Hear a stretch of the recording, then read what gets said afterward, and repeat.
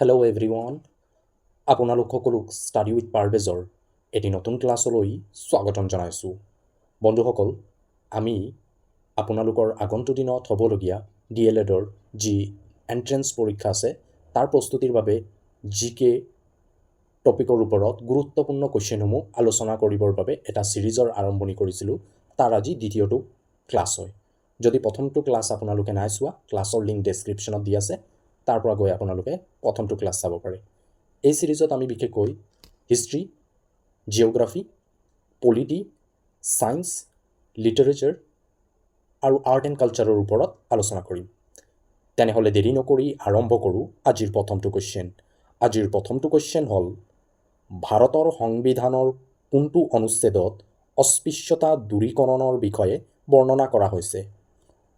Option চাৰিটাৰ ভিতৰত শুদ্ধ উত্তৰ হ'ব অপশ্যন নম্বৰ চি, অৰ্থাৎ ভাৰতৰ সংবিধানৰ অনুচ্ছেদ 17ত অস্পৃশ্যতা দূৰীকৰণৰ বিষয়ে বৰ্ণনা কৰা হৈছে। আৰু এই অনুচ্ছেদ 17টো সমতাৰ অধিকাৰত অন্তৰ্ভুক্ত।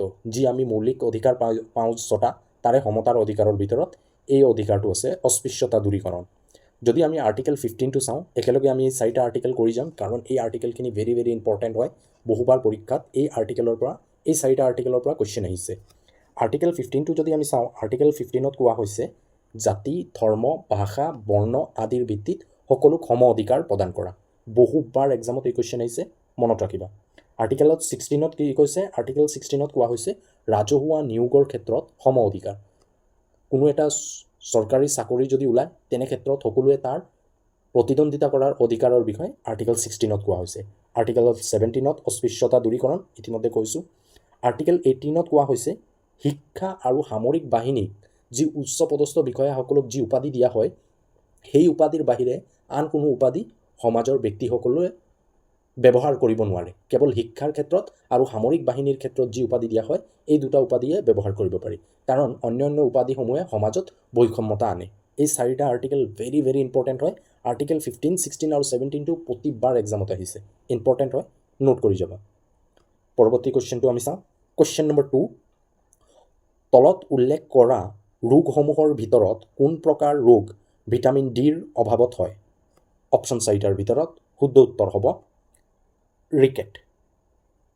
ভিটামিন ডিৰ অভাৱত ৰিকেটছ বেমাৰটো হয়। পৰৱৰ্তী কুৱেশ্যনটো চাওঁ আমি।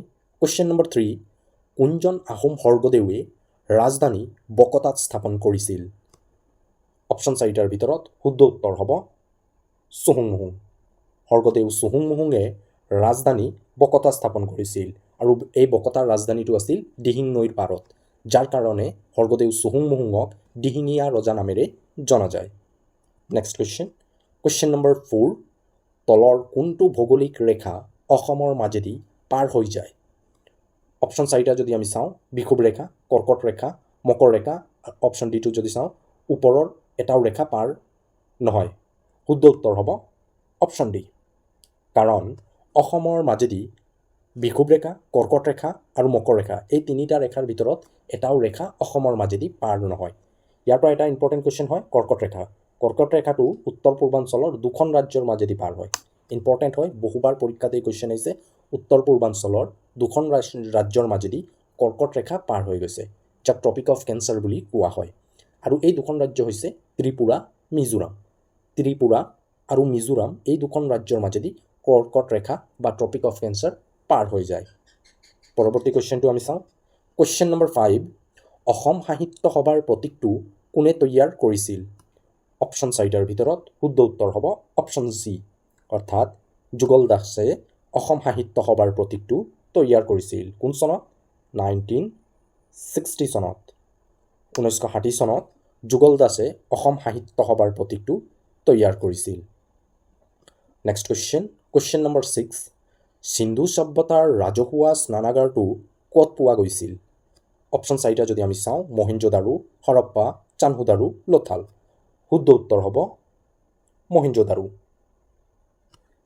সিন্ধু সভ্যতাৰ যি বিখ্যাত ৰাজহুৱা স্নানাগাৰটো আছিল, আৰু এই স্নানাগাৰটো মহেঞ্জোদাৰোত পোৱা গৈছিল। Next question. কুৱেশ্যন নম্বৰ 7, তলৰ কোনখন উপনৈ ব্ৰহ্মপুত্ৰৰ উত্তৰ পাৰৰ এখন উপনৈ নহয়? নহয় বুলি কুৱেশ্যন সোধা হৈছে। অপশ্যন চাৰিটাৰ ভিতৰত শুদ্ধ উত্তৰ হ'ব বুঢ়ীদিহিং নৈ। বুঢ়ীদিহিং নৈ ব্ৰহ্মপুত্ৰৰ উত্তৰ পাৰৰ এখন উপনৈ নহয়।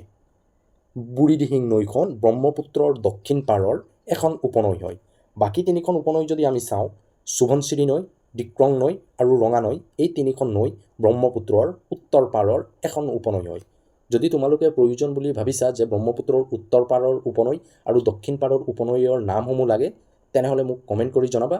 মই ইয়াৰ নামসমূহ আমাৰ টেলিগ্ৰামত প্ৰভাইড কৰি দিম। যদি আপোনালোকে আমাৰ টেলিগ্ৰামত চেনেলটোক ফ'ল' নাই কৰা, ডেছক্ৰিপশ্যনত টেলিগ্ৰামৰ লিংক দি আছে, নিশ্চয় সকলোৱে ফ'ল' কৰি থৈ দিবা। নেক্সট কুৱেশ্যন নম্বৰ 8, পলিটিক্স শব্দটো কোন ভাষাৰ পৰা উৎপত্তি হৈছে? অপশ্যন চাৰিটাৰ ভিতৰত শুদ্ধ উত্তৰ হ'ব অপশ্যন বি।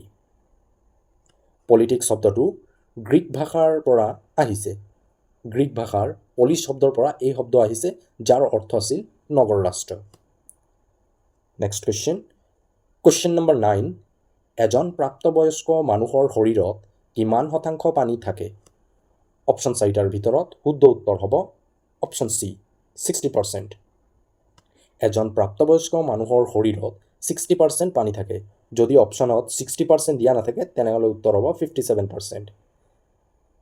কেতিয়াবা যদি 60% দিয়া নাথাকে, তেনেহ'লে 57% দিয়া থাকিব আৰু এই 57%টো ৰাইট হ'ব। নেক্সট কুৱেশ্যন নম্বৰ 10, গৰম পানী অভয়াৰণ্য অসমৰ কোনখন জিলাত অৱস্থিত? অপশ্যন চাৰিটাৰ ভিতৰত শুদ্ধ উত্তৰ হ'ব অপশ্যন এ। গৰম পানী অভয়াৰণ্য অসমৰ কাৰ্বি আংলং জিলাত অৱস্থিত। অসমৰ কাৰ্বি আংলং জিলাত বৰ্তমান সময়ত 5খন অভয়াৰণ্য আছে। বন্ধুসকল, যদি ক্লাছটো চাই ভাল পোৱা, ক্লাছটো লাইক কৰিবলৈ নাপাহৰিবা। আপোনালোকৰ এটা লাইকে আমাক মটিভেট কৰে এনেধৰণৰ ক্লাছসমূহ প্ৰস্তুত কৰাৰ বাবে। ইয়াৰ উপৰিও ক্লাছটো নিজৰ বন্ধু বান্ধৱীসকলৰ মাজত শ্বেয়াৰ কৰিবলৈ নাপাহৰিবা। যিসকলে আগন্তুক দিনত পৰীক্ষাৰ বাবে প্ৰস্তুতি কৰিছে, তেওঁলোকৰ মাজতো আমাৰ এই ক্লাছটো শ্বেয়াৰ কৰি দিবা। নেক্সট কুৱেশ্যন নম্বৰ 11, কোনে কামৰূপত পাল বংশৰ প্ৰতিষ্ঠা কৰিছিল?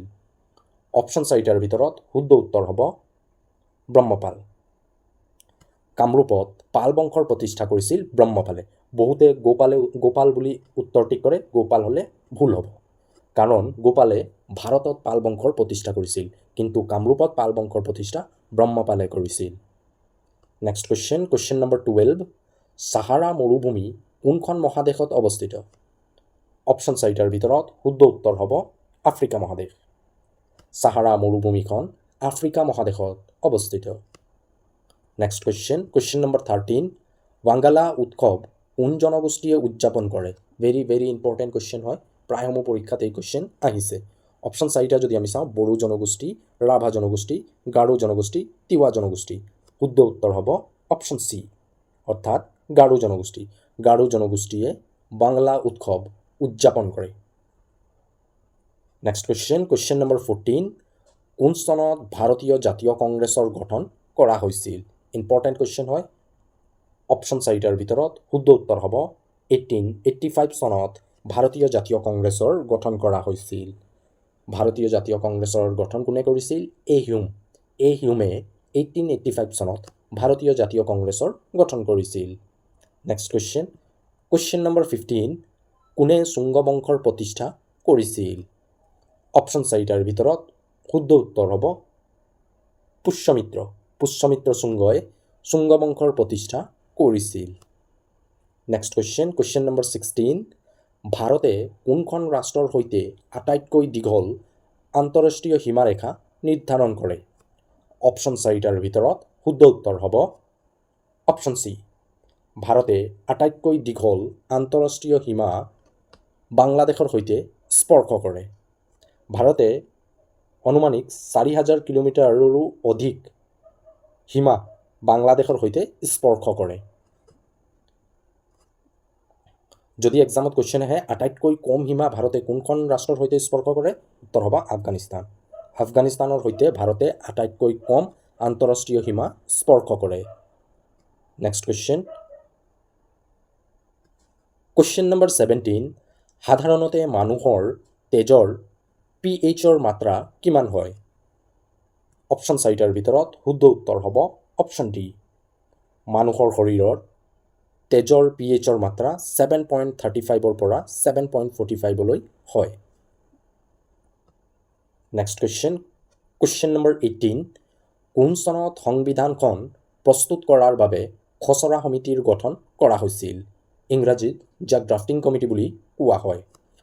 অপশ্যন 4টাৰ ভিতৰত শুদ্ধ উত্তৰ হ'ব 1947। 1947 চনত সংবিধানৰ খচৰা সমিতিৰ গঠন কৰা হৈছিল। যদি ডেটটো সোধে, ডেটটো বহুবাৰ কুৱেশ্যনত আহিছে, 29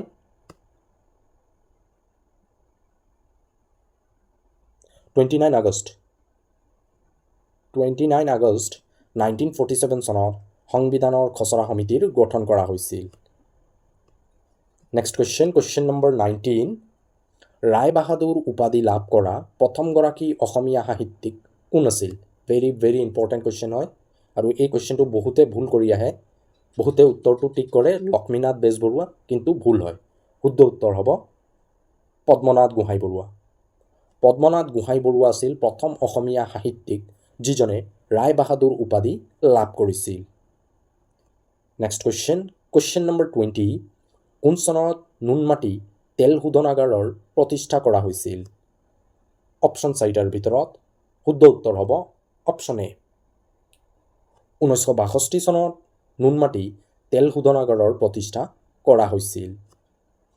নেক্সট কুৱেশ্যন নম্বৰ 21, অসমৰ আদিম বংশ দানৱ বংশৰ ৰাজধানী ক'ত আছিল? অপশ্যন 4টাৰ ভিতৰত শুদ্ধ উত্তৰ হ'ব মৈৰাং পৰ্বত।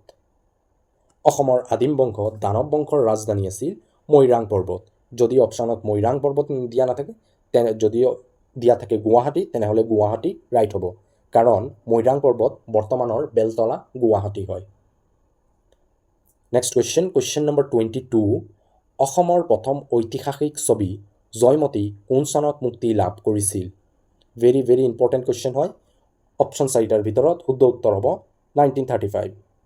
1935 চনত অসমৰ প্ৰথম ঐতিহাসিক ছবি জয়মতীখন মুক্তি লাভ কৰিছিল। জয়মতী ছবিখন আছিল সৰ্বভাৰতীয় পৰ্যায়ৰ 4ৰ্থখন ছবি। এইটো কথাটো মনত ৰাখিবা, এক্সামত যদি বাই চান্স আহি যায় জয়মতী ছবিখন সৰ্বভাৰতীয় পৰ্যায়ত কিমান নম্বৰ ছবি হয়? 4 নম্বৰ।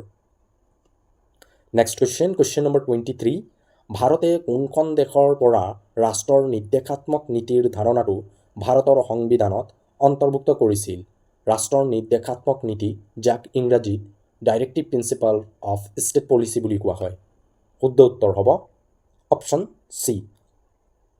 ভাৰতে ৰাষ্ট্ৰৰ নিৰ্দেশাত্মক নীতিৰ ধাৰণাটো আয়াৰলেণ্ডৰ পৰা ভাৰতৰ সংবিধানত অন্তৰ্ভুক্ত কৰিছে। নেক্সট কুৱেশ্যন নম্বৰ 24, জনসংখ্যাৰ ফালৰ পৰা অসমৰ স্থান ভাৰতৰ ৰাজ্যসমূহৰ ভিতৰত কিমান সংখ্যক হয়? ইম্পৰ্টেণ্ট হয়। অপশ্যন 4টাৰ ভিতৰত শুদ্ধ উত্তৰ হ'ব 15তম। জনসংখ্যাৰ ফালৰ পৰা অসমৰ স্থান ভাৰতৰ ৰাজ্যসমূহৰ ভিতৰত 15তম হয়। নেক্সট কুৱেশ্যন নম্বৰ 25, স্বৰ্গদেউ জয়ধ্বজ সিংহৰ আহোম নাম কি আছিল? ইম্পৰ্টেণ্ট কুৱেশ্যন হয়, বহুবাৰ পৰীক্ষাত আহিছে। শুদ্ধ উত্তৰ হ'ব অপশ্যন চি, অৰ্থাৎ চুতামলা। স্বৰ্গদেউ জয়ধ্বজ সিংহৰ আহোম নাম হ'ল চুতামলা।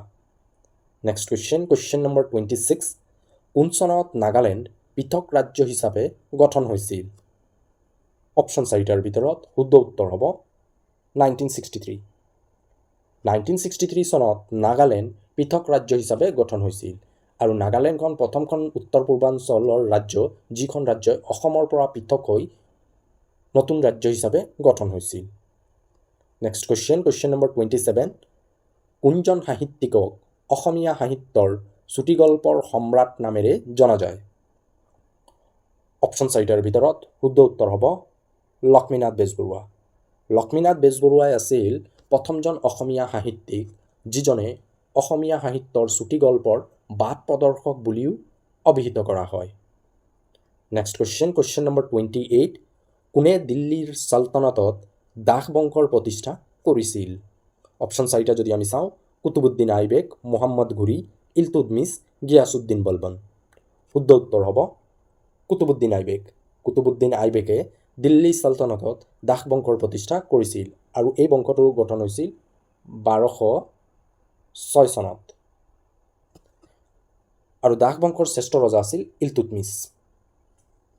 দিল্লী চলতনতত শাসন কৰা প্ৰথমটো বংশ আছিল দাস বংশ।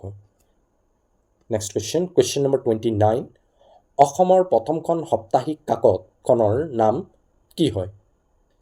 কুৱেশ্যনটো হ'ব লাগিছিল অসমৰ প্ৰথম সাপ্তাহিক বাতৰি কাকতখনৰ নাম কি হয়? শুদ্ধ উত্তৰ হ'ব অসম মিহিৰ। অসম মিহিৰ আছিল অসমৰ প্ৰথমখন সাপ্তাহিক বাতৰি কাকত। বন্ধুসকল, যদি আজি প্ৰথমবাৰ আমাৰ চেনেলত আপোনালোকে ভিজিট কৰিছে, আমাৰ চেনেলটোক ছাবস্ক্ৰাইব কৰি যাবলৈ নাপাহৰিব।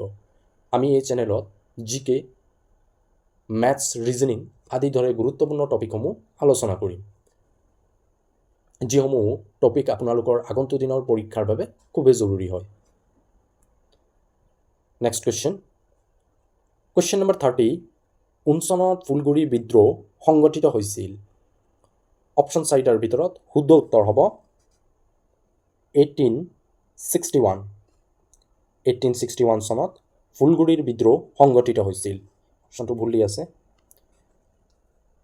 1861 চনত ফুলগুৰিৰ বিদ্ৰোহ সংগঠিত হৈছিল। ইম্পৰ্টেণ্ট কুৱেশ্যন হয়, বহুবাৰ এক্সামত এই কুৱেশ্যন আহিছে। তো বন্ধুসকল, আজিৰ ক্লাছত এই 30টা কুৱেশ্যন আছিল, আৰু এই 30টা কুৱেশ্যন আপোনালোকৰ আগন্তুক দিনৰ পৰীক্ষাৰ বাবে খুবেই ইম্পৰ্টেণ্ট হয়, কাৰণ ইয়াৰ কিছুমান কুৱেশ্যন আমি পুৰণি প্ৰশ্ন কাকতসমূহৰ পৰা আনিছোঁ। যদি আজিৰ ক্লাছটো চাই ভাল পোৱা, ক্লাছটো নিজৰ বন্ধু বান্ধৱীসকলৰ মাজত শ্বেয়াৰ কৰিবলৈ নাপাহৰিবা। যিসকল তোমালোকৰ বন্ধু বান্ধৱীয়ে আগন্তুক দিনত পৰীক্ষাৰ বাবে প্ৰস্তুতি চলাইছে, তেওঁলোকৰ মাজতো আমাৰ এই ক্লাছটোক শ্বেয়াৰ কৰি দিবা। ইয়াৰ উপৰিও যদি প্ৰথমবাৰ আজি আমাৰ চেনেলত ভিজিট কৰিছে, চেনেলটোক ছাবস্ক্ৰাইব কৰিবলৈ নাপাহৰিব। যদি কনচেপ্ট ৱাইজ ক্লাছ লাগে তেনেহ'লে মোক কমেণ্ট কৰি জনাবা। কনচেপ্ট ৱাইজ ক্লাছ আনিব চেষ্টা কৰিম। কনচেপ্ট ৱাইজ ক্লাছ বুলি ক'লে যিহেতু তোমালোকৰ চিলেবাছত পলিটি, হিষ্ট্ৰী, ছ'চিয়েল ষ্টাডিৰ পৰাও বহু কুৱেশ্যন আহিব। ছ'চিয়েল ষ্টাডি যদি আমি চাওঁ, তাত পলিটি, হিষ্ট্ৰী, ইকনমিক্স, জিঅ'গ্ৰাফী এই গোটেইখিনি সোমাই যায়। তো এই গোটেইখিনি যদি কনচেপ্ট ৱাইজ ক্লাছ লাগে, সেইখিনি ক্লাছ আনিব চেষ্টা কৰিম। তো আজিৰ ক্লাছত এইখিনি আছিল। পুনৰ লগ পাম আমি আমাৰ অন্য এটি ক্লাছলৈ। আজিলৈ ইমানে। Thank U.